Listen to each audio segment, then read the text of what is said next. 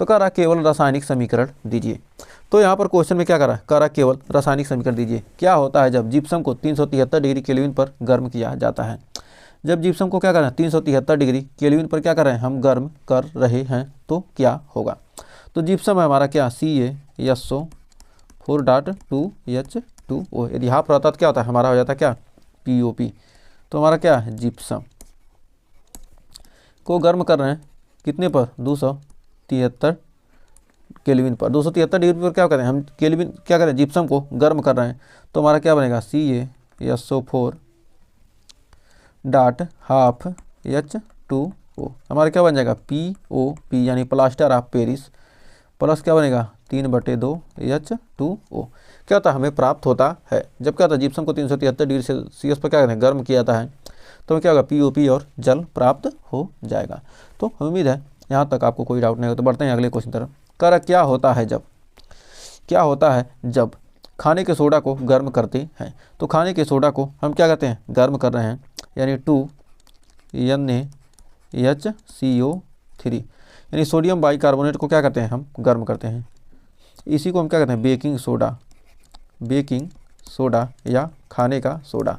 Sodium bicarbonate को क्या कहते हैं बेकिंग सोडा या खाने का सोडा। इसको गर्म करेंगे तो हमें क्या प्राप्त होगा Na2CO3 सोडियम कार्बोनेट जल और क्या होगा कार्बन डाइऑक्साइड गैस क्या होगी निकलेगी। तो हमारा क्या है हमारा Na2CO3 क्या है हमारा धावन सोडा है धावन सोडा। बेकिंग सोडा को गर्म करने पर क्या होगा धावन सोडा जल और कार्बन डाइऑक्साइड गैस क्या होती है हमें प्राप्त होती है। तो हमें उम्मीद है यहाँ तक आपको कोई डाउट नहीं होगा। अब फिर कह रहा प्लास्टर ऑफ पेरिस को गर्म करने पर हम क्या करें प्लास्टर ऑफ पेरिस को क्या करें गर्म कर रहे हैं। तो हमारा प्लास्टर ऑफ पेरिस क्या CaSO4.H2O डॉट क्या हमारा H2O को क्या करते हैं गर्म करते हैं तो हमारा क्या होगा 2CaSO4। प्लास्टर ऑफ पेरिस को क्या करें गर्म करते हैं इसको हम क्या कहते हैं इसको हम चाहें तो क्या कहते हैं CaSO4 का होल ट्वाइस को इसको हम क्या कर सकते हैं ये भी लिख सकते हैं CaSO4.2H2O। तो क्या होगा यही दो क्या आ गया यहाँ आ गया है तो क्या होगा इसलिए तो इन दोनों का क्या है या इसको दोनों में से क्या कोई भी लिख सकते हैं। तो क्या होगा हमारा CaSO4 प्लस क्या हो जाएगा हमारा H2O प्राप्त होता है। जब प्लास्टर ऑफ पेरिस को क्या कहते हैं गर्म करते हैं तो हमें ये क्या होगा कैल्शियम सल्फेट और क्या होगा जल प्राप्त होगा। तो बढ़ते हैं अगले क्वेश्चन की तरफ। कर अम्लीय वर्षा से आप क्या समझते हैं। तो अम्लीय वर्षा से क्या समझते हैं जब वर्षा के जल का pH क्या होता है 5.6 से कम होता है। जब वर्षा जल का pH क्या होगा 5.6 से कम होता है तो वर्षा अम्लीय वर्षा कहलाती है। इसमें अम्लीय वर्षा में क्या होता है जब सल्फर डाइऑक्साइड क्या हो ऑक्सीजन से क्या कहता है वायु में उपस्थित ऑक्सीजन से क्या करेगा क्रिया करेगा तो हमारा क्या बनेगा SO3 और यह क्या होगा जल से SO3 क्या करेगा जल से अभिक्रिया करके हमारा क्या बना लेगा H2SO4 बना लेगा। ये हमारा क्या हो जाएगा अम्लीय वर्षा हो जाएगी। नेक्स्ट करा सूचक क्या होते हैं। सूचक क्या होते हैं तो आइए जानते हैं सूचक क्या होते हैं। वे पदार्थ जिनका उपयोग अम्ल एवं क्षार की उपस्थिति का पता लगाने में किया जाता है सूचक कहलाते हैं। 3 प्रकार के होते हैं एक प्राकृतिक होता है एक कृत्रिम होता है और एक गंधी सूचक होता है। तो आइए एक एक करके देखते हैं। कह रहा है वे सूचक जिनको हम प्रकृति के द्वारा प्राप्त करते हैं प्राकृतिक सूचक जैसे हल्दी लिटमस पत्र लाल पत्ता गोभी ये क्या है प्राकृतिक सूचक हैं। कृत्रिम ये मानव निर्मित रसायन होते हैं जो अम्ल या क्षार की उपस्थिति में क्या करते हैं अपना रंग बदलते हैं जैसे मेथिल ऑरेंज और फिनालेप्थेलिन। ये सब क्या हैं हमारे कृत्रिम सूचक हैं। कह रहा वे सूचक जिनकी गंध अम्लीय और क्षारीय माध्यम में परिवर्तित हो जाती है गंधी सूचक कहते हैं जैसे कटा हुआ प्याज लौंग का तेल। ये सब क्या हैं गंधी सूचक हैं जो क्या कहते हैं गंध के द्वारा हम इसके पता लगा सकते हैं क्या होगा गंध बदल जाएगा अम्लीय और क्षारीय माध्यम में। तो इस प्रकार हम क्या कहते हैं पता लगा सकते हैं कि क्या अम्ल है कि क्षार है। नेक्स्ट कह रहा लवण से आप क्या समझते हो। तो लवण से आप क्या समझते हो। अम्ल व क्षार की क्रिया द्वारा जल के अतिरिक्त बना यौगिक लवण कहलाता है और लवण का बनना क्या कहलाता है उदासीनीकरण अभिक्रिया कहलाती है। जब अम्ल और क्षार क्या करेंगे अभिक्रिया करते हैं तो हमें क्या प्राप्त होता है लवण प्राप्त होता है और लवण तथा जल का बनना क्या कहलाता है लवण का बनना क्या उदासीनीकरण कहलाता है। अम्ल और क्षार अभिक्रिया करके लवण प्लस जल बनाते हैं। यदि क्या करते हैं, हमारा HCl क्या है, अम्ल है, और NaOH क्या है, हमारा क्षार है।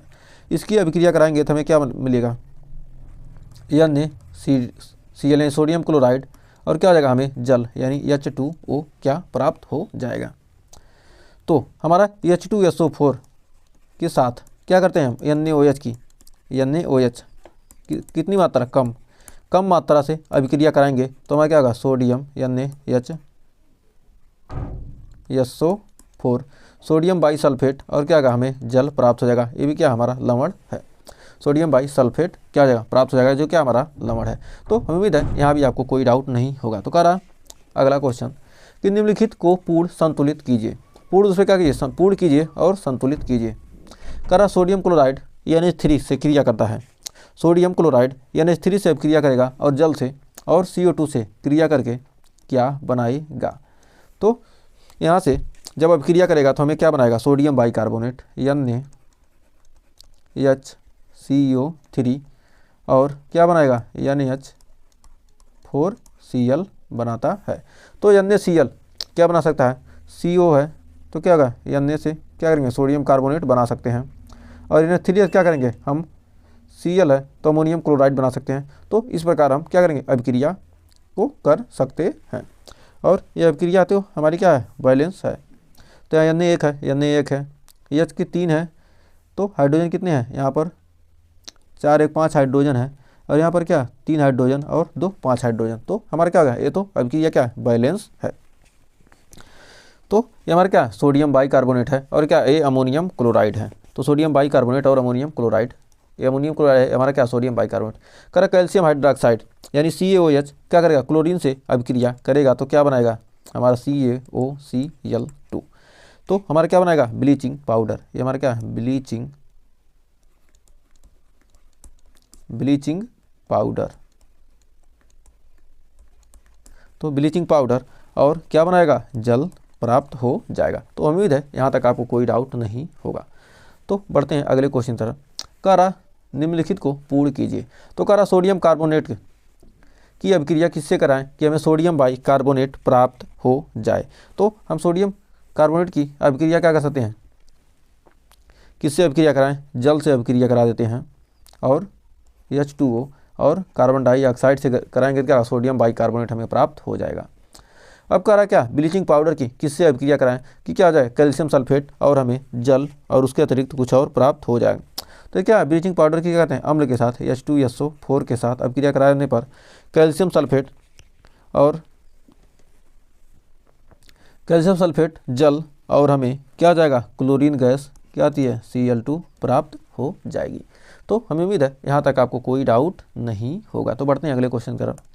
करा निम्नलिखित अभिक्रिया को संतुलित समीकरण लिखिए। तन सल्फ्यूरिक अम्ल दानेदार जिंक के साथ अभिक्रिया करता है। जब तन सल्फ्यूरिक अम्ल को क्या करते हैं, दानेदार जिंक के साथ क्या करेगा, अभिक्रिया करता है। जब तन सल्फ्यूरिक अम्ल को कहते हैं दानेदार जिंक के साथ अभिक्रिया करता है, तो हमारा तन सल्फ्यूरिक अम्ल क्या है, H2SO4।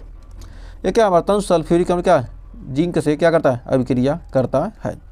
तो दानेदार जिंक से क्या करेगा, जिंक से क्या किया, अभिक्रिया कर लिया, तो हमारा क्या बना लेगा, जिंक सल्फेट और क्या बना लेगा, हाइड्रोजन गैस बना लेता है, और क्या ये बाहर निकल जाएगी। नेक्स्ट कह रहा जब तन हाइड्रोक्लोरिक अम्ल यानी HCl हाइड्रोक्लोरिक अम्ल या एल्युमिनियम चूड़ से अभिक्रिया करा के हमारा क्या बनाएगा, AlCl3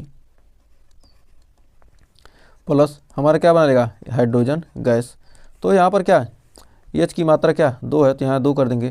क्लोरीन 3 है, तो यहाँ पर क्या आ जाएगा, एल्युमिनियम कितना आ जाएगा, एल्युमिनियम को हम यहाँ कर देते हैं क्या 2, तो एल्युमिनियम 2 करेंगे तो क्या होगा, हमारा क्लोरीन क्या हो जाएगा 6 हो जाएगा। तो यहाँ पर कर दीजिए क्या, क्लोरीन 3, तो हाइड्रोजन कितना चाहिए, हाइड्रोजन 3 हो जा रहा है। तो यानी क्या करिए, यहाँ पर क्लोरीन की मात्रा हमको क्या करना है, 6 चाहिए, तो यहाँ पर करेंगे 6 कर देंगे, और 6 हाइड्रोजन चाहिए तो हमें क्या करेंगे, यहाँ से 3 से गुणा कर देंगे। तो हमारा क्या रहेगा अब यहाँ पर, और एल्युमिनियम कितना है, यहाँ पर 2 है, तो क्या करेंगे 2 एल्युमिनियम 2 कर देंगे। तो हमारा क्या होगा, अभिक्रिया भी बैलेंस हो गई।